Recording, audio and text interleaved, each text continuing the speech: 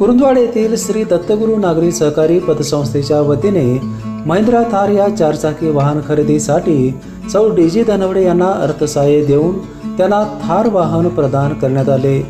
Kurundwad medical असोसिएशनचे अध्यक्ष अमित कुमार सुतार, SK. Patil महाविद्यालयाचे संचालक अजित देसाई व सामाजिक कार्यकर्ते कुमार आलासे यांच्या हस्ते हा वाहन प्रदान सोहळा पार पडला.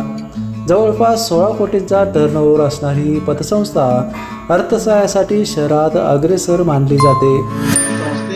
संस्थेची स्थापना होऊन जवळजवळ 7 वर्ष झाली असून संस्थेने आजपर्यंत कुरुंदवाड व कुरुंदवाड परिसरातील पंचकृषीतील सभासदांना ऊस तोडणी यंत्र खरेदी, नवीन 4 चाकी खरेदी, 2 चाकी खरेदी, नवीन ट्रॅक्टर खरेदी, शेती अवजारे, नवीन ट्रेलर खरेदी यासाठी विविध योजनांचा कमी माफक व्याजदरात कर्ज पुरवठा केलेला आहे.